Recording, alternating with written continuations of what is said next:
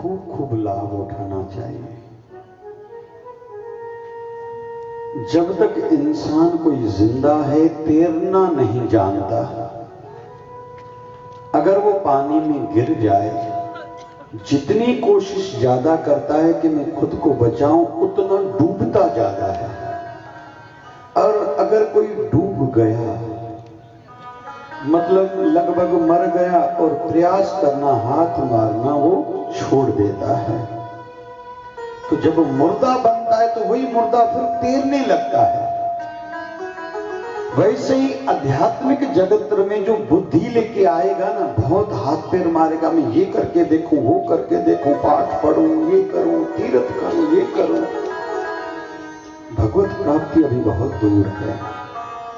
लेकिन जिसके हृदय में समर्पण भाव एक बार जग गया, प्रभु का वो बन गया, बहुत कुछ उसको करना नहीं पड़ता। कोई मुझसे पूछे कि ध्यान की डेफिनेशन, परिभाषा बताओ, ध्यान का मतलब क्या है? तो ध्यान की परिभाषा एक ये है, कुछ न करना, तन से और साथ साथ में मन से। तन से हम बैठ गए, लेकिन मन चारों दिशाओं में दौड़ रहा है, तो भी उसका काम नहीं बनेगा। बाबा नानक से जब संध्या करने वालों का मिलन हुआ था, क्योंकि बाबा नानक से सिद्ध भी मिले हैं, कई पीर भी मिले हैं, कई फकीर भी मिले हैं,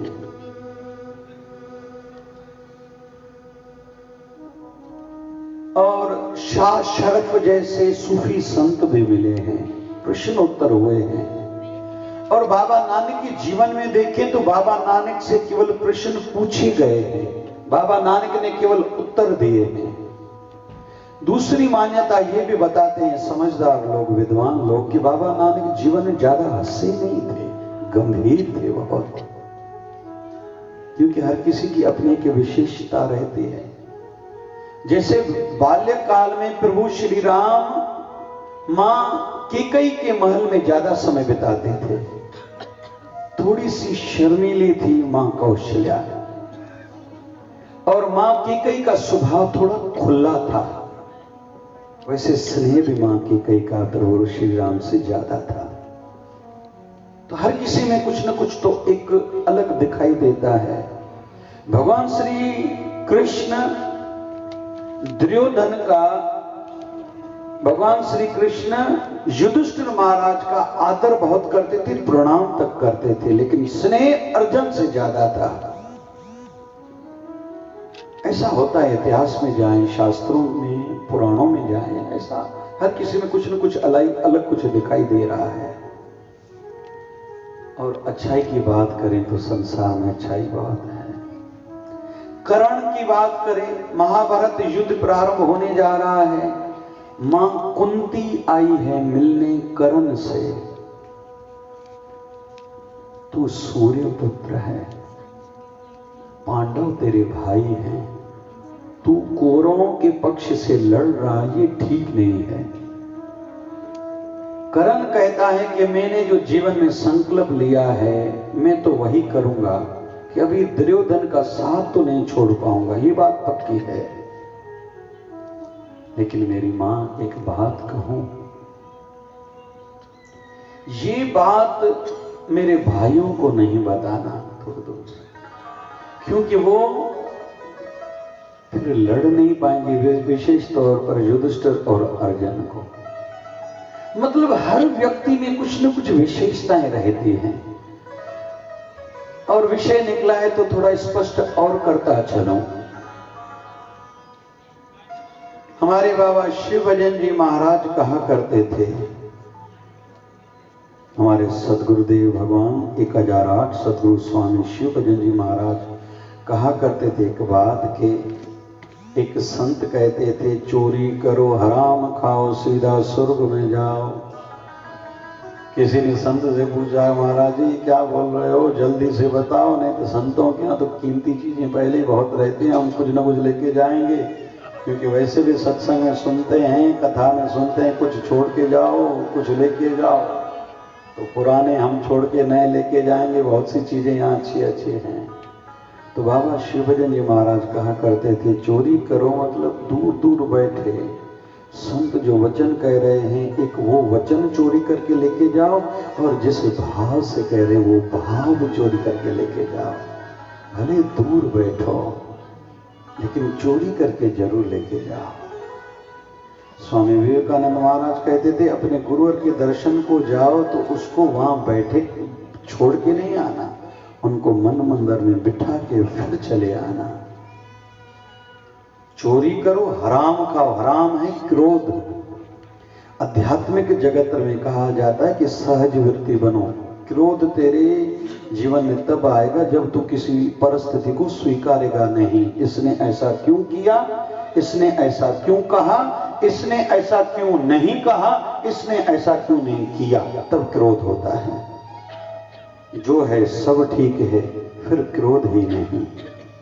तो चोरी करो, हराम खाओ, सीधा स्वर्ग में जाओ। तो हर किसी से कुछ न कुछ गुण लेना है।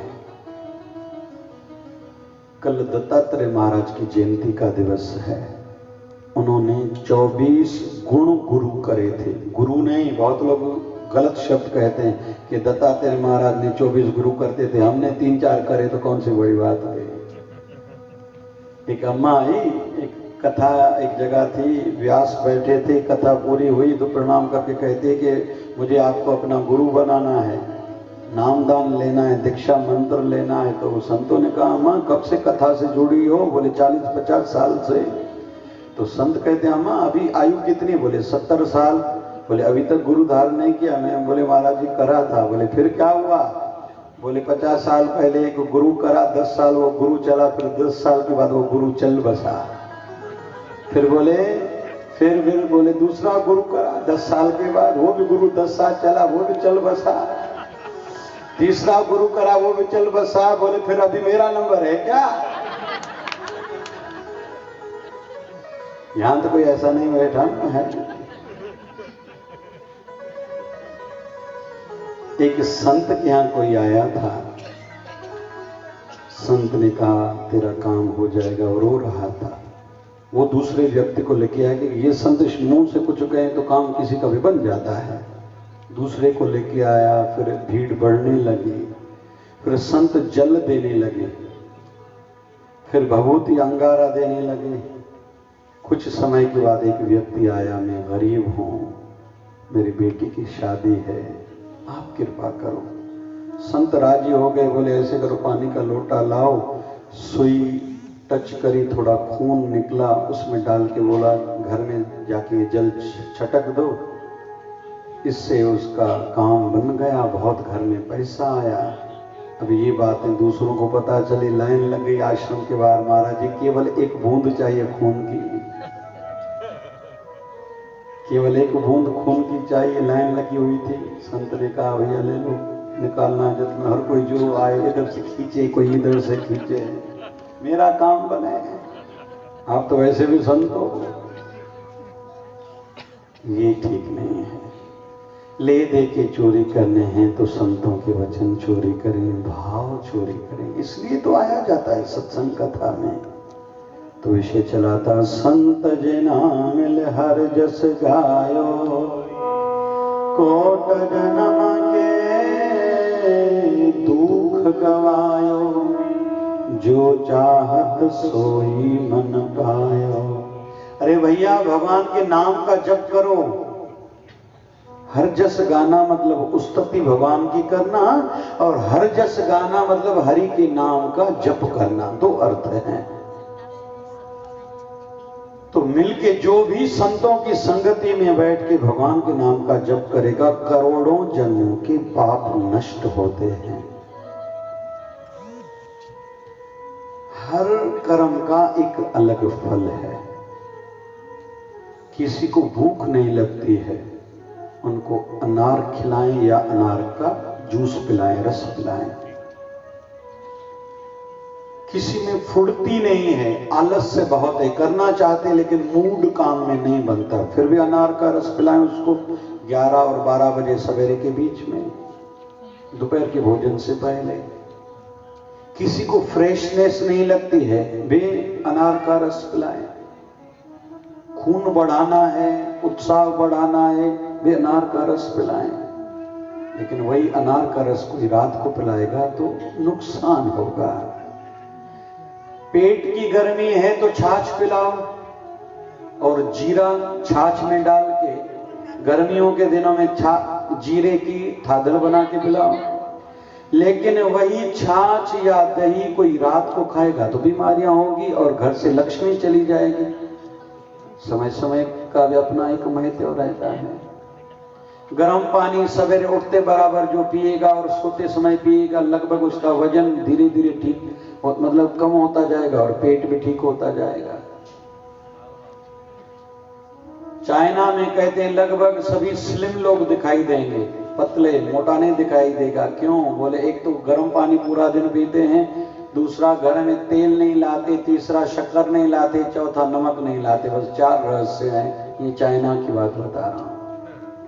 जहां कोई ऐसा हो तो उसका स्वागत करेंगे जिसके घर में तेल नहीं आता, या शक्कर नहीं आती, या नमक नहीं आता, और गर्म पानी पूरा दिन पीता है तो उसका सत्कार होना चाहिए।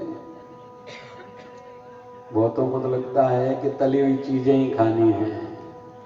हाँ, पुड़ी ठहनी न भंडारे में मस्त ठही हुई 8-10 थाली खाऊं, बाकी को पूछ जाए बाकी केतरी खपन। हाँ, 8-10 थाली मानू न खाई वेंदो छा।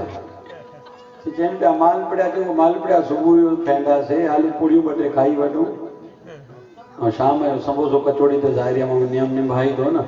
पानी पूरी तो गणबी ना आहे, पाणी आहे न, ॿियो छा आहे हुन में। पकोड़ा तो वही भंडारे में थींदा ही थींदा, ज़ाहिर भोग तो लगाए पोइ सुभाणे बाबा चवंदा मुंहिंजे दर जा पकोड़ा न खाता हो। तो एक छोटी बच्ची से डॉक्टर ने पूछा, टीचर ने पूछा बड़े होके क्या बनोगे? बोली मम्मी की जैसे। बोली मम्मी तेरी क्या करती? बोले पूरा दिन एक हाथ में रिमोट कंट्रोल, दूसरे हाथ में मोबाइल लेके बैठी रहती है। काम वाली बाई को बोलती मेरे लिए समोसे बनाओ, अभी पनीर बनाओ, और कचौड़ी बनाओ, पकौड़े बनाओ। फिर हर महीने डॉक्टर के पास जाके बोलती है कि मैं ज्यादा खाती तो नहीं, फिर भी बढ़ती क्यों जा रही हूँ। यहाँ तो कोई ऐसी मम्मी नहीं बैठी ना। ले देके अभी मैं आपके मन मंदिर को तैयार कर रहा हूं कि प्रभु को स्थापित करूं आपके मन मंदिर में।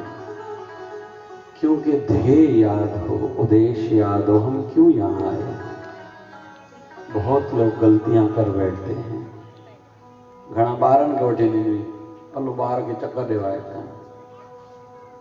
प्रभु की उस्तत करो संत मीत, सावधान एकाग्र चित। ये विधि है। उठत बैठत सोवत नाम, कह नानक जन कहे सदकाम। जो हरि के जन है, जन मतलब प्रिय प्यारे, जो प्रभु के प्यारे हैं, परमात्मा के प्यारे हैं, उनका काम क्या है? उठत, कहो ना भाई, उठत बैठत सोवत नाम, कहो नानक जन कहे सदकाम। उनका एक ही काम है, वो दूसरा काम नहीं जानते। बाबा नानक जब घूमते हुए कई समय के बाद अपने घर लौटे थे, माँ कहती है तू नानक मेरा इकलौता बेटा है, तू बैठ तो सही, तेरे लिए कुछ बना के लाते हो। माँ गई है बनाने के लिए, लौटी है, कुछ लेके आई है रसोई घर से, तो बाबा नानक की आंखें बंद है। नानक ये क्या, थोड़ी देर आए हो फिर भी यहां भी आंखें बंद। बोले हाँ माँ। बोले क्या कर रहे हो? बोले अम्मा भगवान के नाम का जप कर रहा हूं। अरे ये थोड़ी देर जप नहीं करोगे तो क्या हो जाएगा? बाबा नानक कहते हैं आँखा जीवा विसरे मर जा। कि अम्मा जब नाम जपता हूं तो मुझे ऐसे लगता है मैं जीवित हूं, जिंदा हूं। विसरे मर जा, जब भगवत नाम मुझसे छूट जाता है लगता है मैं मर गया हूं। अरे तेरे को भूख नहीं लगती है? साचे नाम की लागे भूख। अम्मा मेरे को भूख है, लेकिन ये तेरे पदार्थों की नहीं, चीजों की नहीं, भोजन की नहीं, खाने की नहीं, मुझे भूख है साचे नाम की। साचे नाम की लागे भूख, पुत भूख है खाए चलिए दुख। अरे ये कौन सी भूख है माँ? ये भूख जिनको लगती है उनके सब दुख मिट जाते हैं। अरे भगवान का नाम तो कोई कब भी जप सकता है? नहीं अम्मा, आखण औखा साचा ना, भगवान का नाम जपना अम्मा सब किसी की बस की बात नहीं है। और संतों की शरण में जब भी आए न, विसरना ही दातार अपना नाम दियो, गुण गावा दिन रात नानक चाहो हे हो। परमात्मा में आपको भूल नहीं पाऊं, जो सिमरन दे साईं नरक न से जाइए। वो कभी नरक नहीं जाएंगे जो सिमरन करते हैं, भजन करते हैं, भक्ति करते हैं। और मैंने कल भी कहा था, कोई पूछे कि संतों को कौन किस प्रकार के शिष्य प्रिय हैं ज्यादा, उनमें से सबसे ऊपर रहेंगे जो भजन सिमरन ध्यान ज्यादा करते हैं। वो सबसे ज्यादा संतों के निकट रहते हैं, हृदय के निकट रहते हैं। उन पर खूब आशीर्वाद अपने गुरुवर के रहते हैं जो भजन सिमरन ध्यान ज्यादा करते हैं। लगभग असां कहिड़ा छोड़ो ॿाहिरियूं ॻाल्हियूं, बाल्टी लिए कोई बच्चा और आराम वठो भाई, बाबा जान जेतिरा वणे खाओ, ऐं पंहिंजे दर ते फ़क़ीर ईंदा चवंदा माफ़ कर चलो, गाय खे बि घणा लठ हणी छॾंदा नी, हिते त बाबा जो माल आहे, मुंहिंजे घरों छा थो वञे, ऐं नालो मुंहिंजो थिए थो। ये करना सब अच्छा है। असांजा साईं बाबा शिवजन जी महाराज चवंदा, जेको वहंदो न उहो ठहंदो न। चओ सभई, जेको वहंदो न उहो ठहंदो न।